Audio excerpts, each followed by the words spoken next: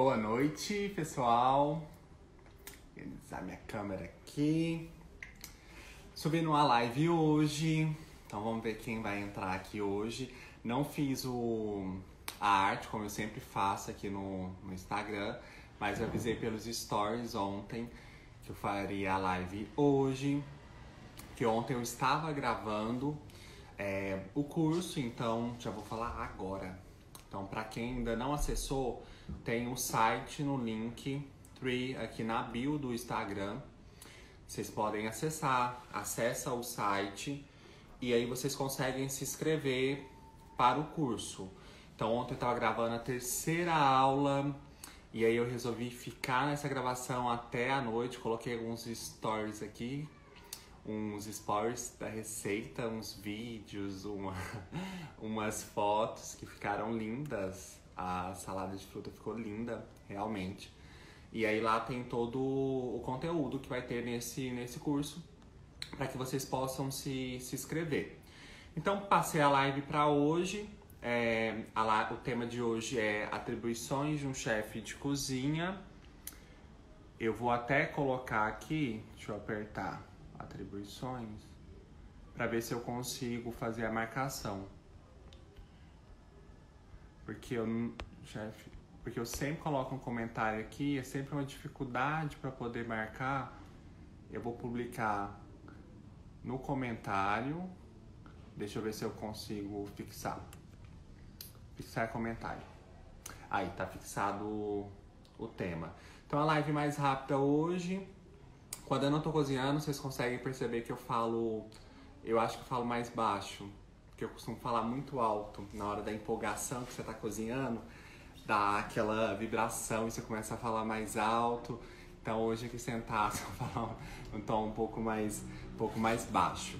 Então vou iniciar o tema aqui, atribuições de um chefe de cozinha.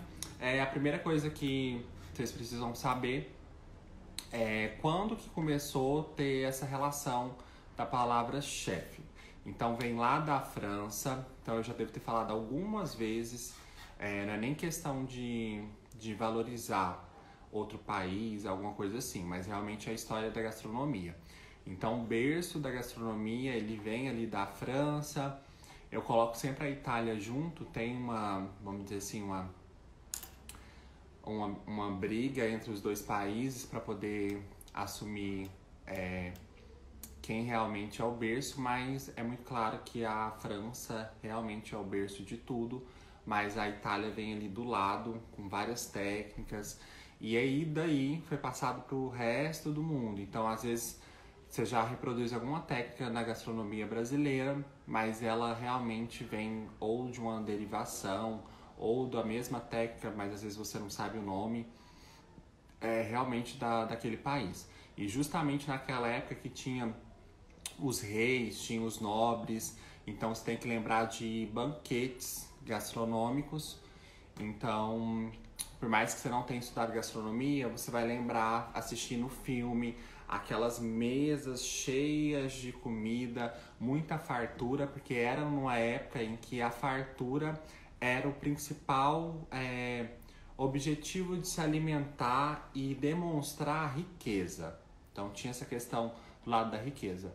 Às vezes, por tentar diferenciar o rico e o pobre ali, que seriam os reis, os nobres e a outra galera, o que hoje isso não é atual, então foi se mudando.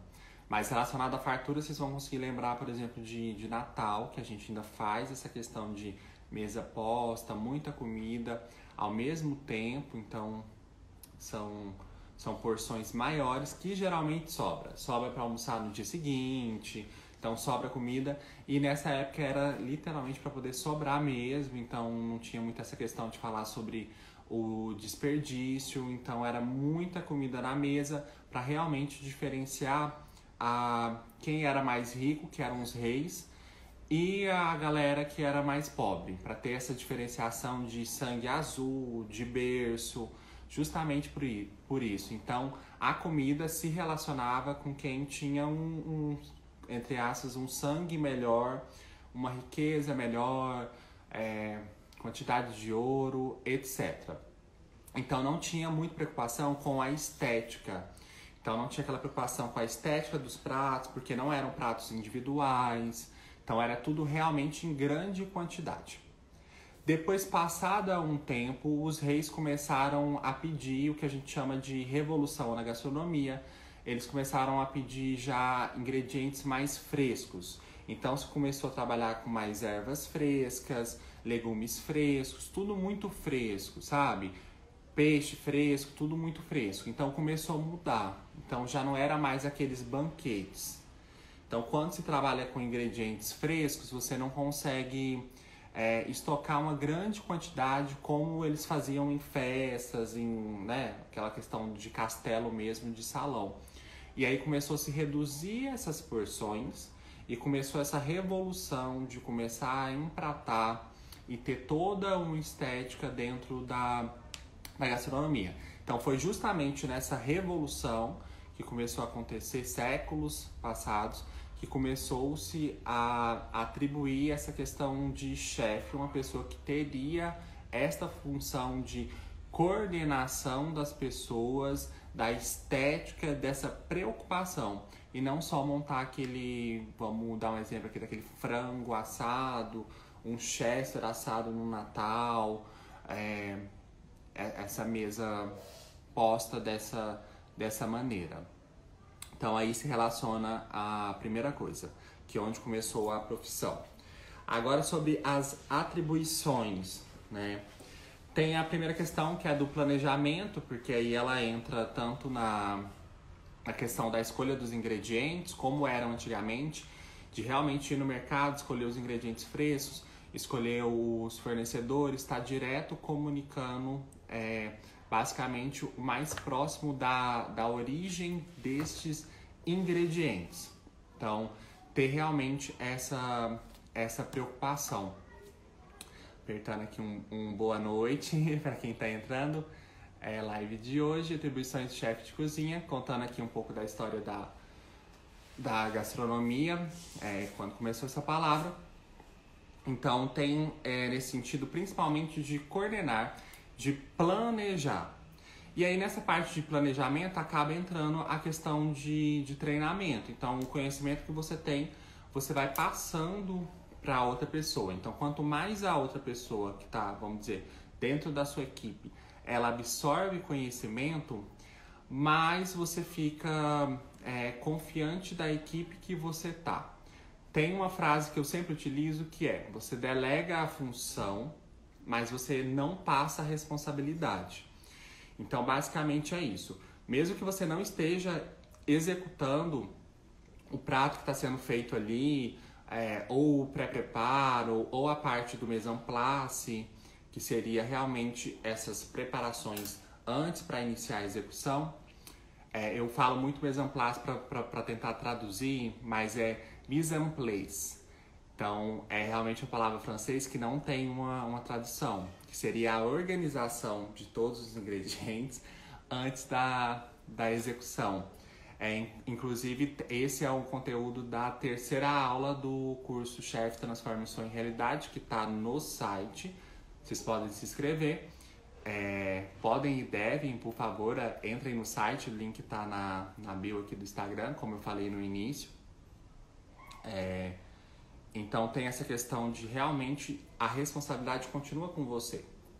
Então mesmo que você está fazendo algo aqui, tem 10 pessoas à sua volta executando outras coisas, a responsabilidade do que está executando ainda é sua. Então você tem que ter uma coordenação, uma visão lateral muito ampla e uma linha de raciocínio muito rápido para estar estável e fazer toda essa coordenação, que entra muito na parte de administração.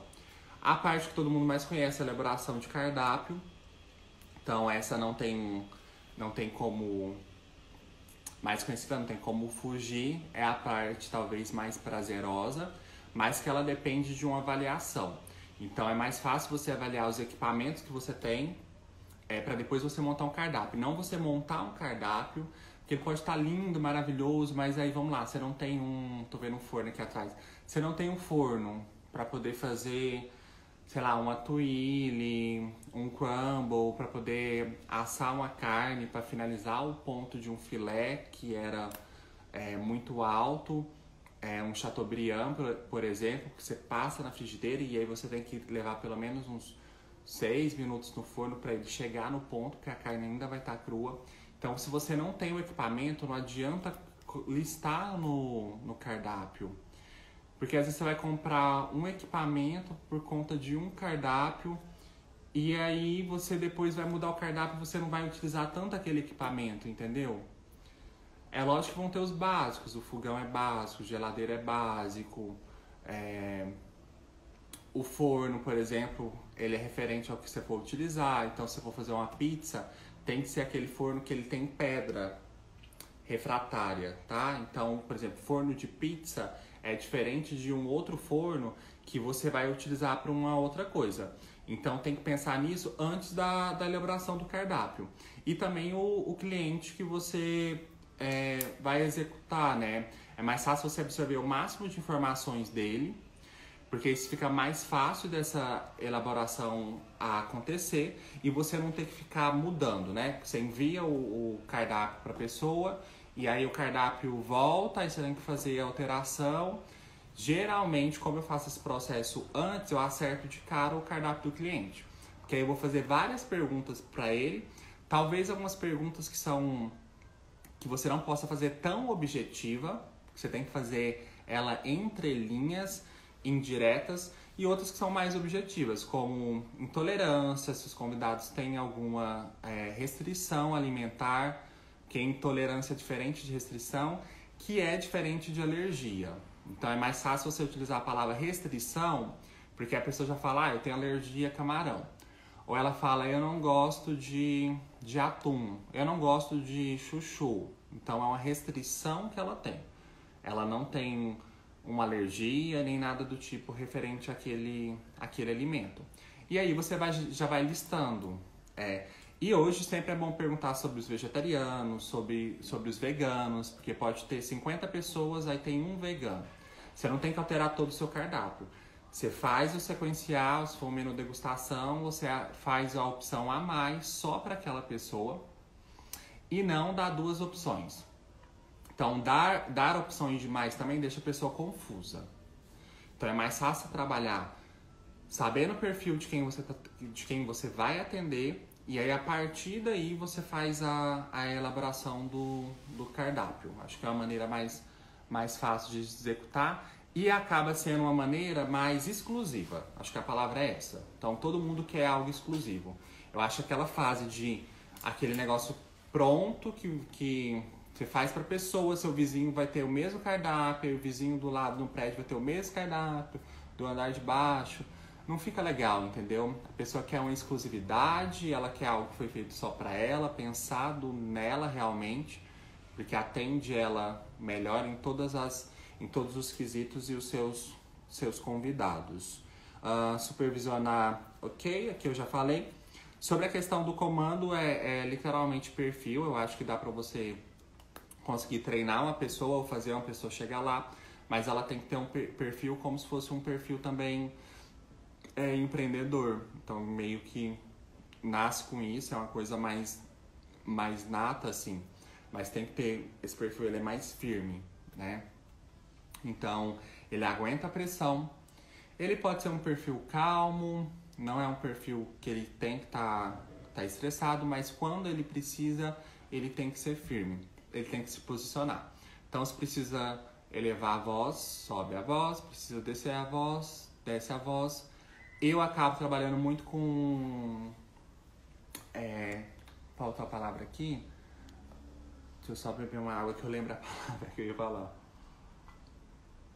Porque veio uma outra palavra aqui que não tem nada a ver. Mas é no sentido de deixar a pessoa pensativa, né? Então eu gosto sempre de perguntar no final assim, o que você acha? Irônico, veio a palavra certa agora. Ironia não é algo de se ensinar para as pessoas, mas às vezes a ironia faz a pessoa pensar sem que você tenha que se desgastar ou ser mais firme para o serviço acontecer. Então, às vezes você fala uma coisa uma vez, duas vezes, isso acontece na vida. Deve ter pessoas que você fala a mesma coisa pra pessoa e aí você tem que ser muito paciente, respirar, falar novamente. Às vezes, um ponto de ironia no final. E aí, eu te falei isso hoje às 15h23, porque eu ainda falo horário, ainda às 15h23, agora é a quarta vez que eu te falo. Pensa comigo, o que você acha se você fazer isso aqui dessa maneira, qual que vai ser o resultado? Eu acho que só você faz aquela linha de perguntar, porque só a pessoa pensando, ela já consegue... Só a pessoa pensando, ela já consegue se responder, entendeu? Então, às vezes tem essa questão de... quase fosse preguiça, né? Acho que hoje as pessoas têm preguiça de pensar ou de prestar atenção. Eu conectei meu cabo aqui do som porque ele tava saindo. Mas como vocês não falaram nada, então eu acho que o som tá ok. Eu vou até subir o som aqui. Sobre áreas de atuação, falar só mais sobre esse item. A área de atuação hoje é muito vasto, então acaba tendo... A gente acaba fazendo, por exemplo, a palavra chefe, a gente divide em algumas coisas. Então vocês vão ouvir chefe executivo, personal chefe, personal cooking, que seria relacionado à aula, personal chefe pode ser relacionado a eventos, chefe executivo já é a maneira mais ampla que entra no sentido de perfil. Porque você tem que ser muito educado, você se relaciona com as pessoas, então você tem que falar com as pessoas, você tem que sorrir com as pessoas, por mais que você esteja às vezes cansado de muito trabalho, você tem que ter aquele semblante de alegria e estar sempre comunicando ou indo no salão. Essa é uma parte que eu gosto muito. E aí entra relacionada à etiqueta, que naquela época que começou até a revolução na gastronomia, vem também a etiqueta começar a ser colocada. Tanto a etiqueta à mesa, como eu falo que a gente se relaciona um pouco com a etiqueta empresarial. Então, que são etiquetas nada mais seria do que normas, regras a serem seguidas do que você pode, o que você não pode fazer, de como se come, de como se senta, de como se fala.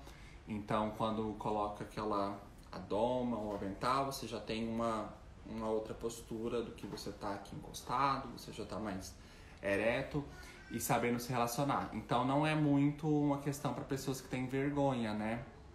Você tem que ter um pouquinho mais de desinibição. Tem que ser um pouco mais solto para essas questões. Eu acho que é isso. Queria fazer uma live mais rápida, assim. Aqui já deu quase uma meia hora. Só para poder pontuar algumas coisas e falar um pouco dessa questão do início da gastronomia e essa palavra chefe, que às vezes a gente não sabe e acha que é algo criado mais atual. Então, um beijo para vocês. Obrigado por todos que entrarem. Essa semana e semana seguinte, eu vou aproveitar e falar aqui na live mesmo. Lá no YouTube vai ter... Essa live vai pro YouTube semana que vem. Ou para quem tá assistindo no YouTube já está agora, vamos dizer assim. Então vão ter 3 vídeos. Essa semana e a outra. Eu vou subir uns stories aqui para poder falar no Instagram. Mas depois eu volto à normalidade, justamente por conta do site, do curso e fazendo as adequações. Então, um beijo. Finalizando por hoje, encontro vocês na próxima live.